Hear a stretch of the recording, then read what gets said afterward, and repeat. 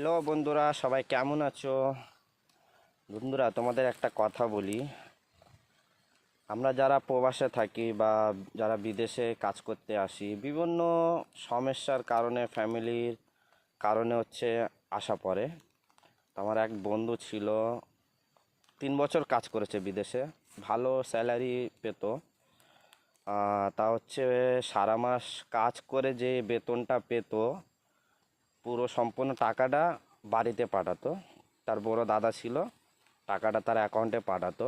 পাঠানোর পরে এবার সে দাদাটা তার দাদাটা সে বন্ধুর দাদাটা মানে জুয়া খেলতো, মানে উল্টো পাল্টা মানে অভ্যেস ছিল।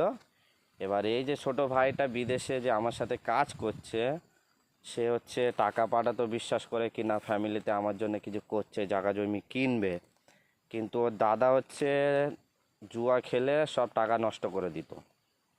এবার এই যখন 3 বছর পরে কোম্পানি ছুটি দিল, ছুটি দেওয়ার পরে বাড়িতে যাওয়ার পরে যখন 10,000 টাকা ছিল হাত খরচা মার কাছে, তো মা বলছে আমার কাছে নেই, তো দাদার কাছে পাঠিয়েছি, দাদার কাছে চা। এবার দাদার কাছে ছিল, দাদা বলছে টাকা পয়সা নেই, তুই যা পাঠিয়েছি সব শেষ। এবার সে তো অবাক, কারণ না জায়গা জমি কিছু কিনেছে, না ঘর বাড়ি কিছু করেছে। যেমন ঘর ছিল টিনের, তেমনই ঘর আছে। তো এই জন্যে বলি বন্ধুরা, বিদেশে আসছো, হ্যাঁ ঠিক আছে, বিদেশে এসে ফ্যামিলিকে দেখবে, মা বাবাকে দেখবে, অবশ্যই দেখা উচিত।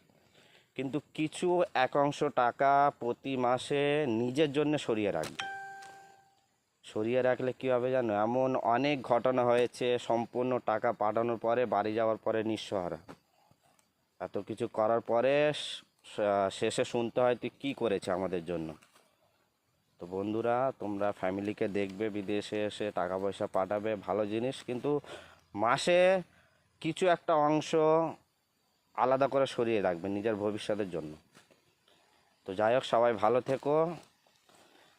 আমায় ফলো করে পেজটাকে শেয়ার করে সবাই পাশে থাকবে।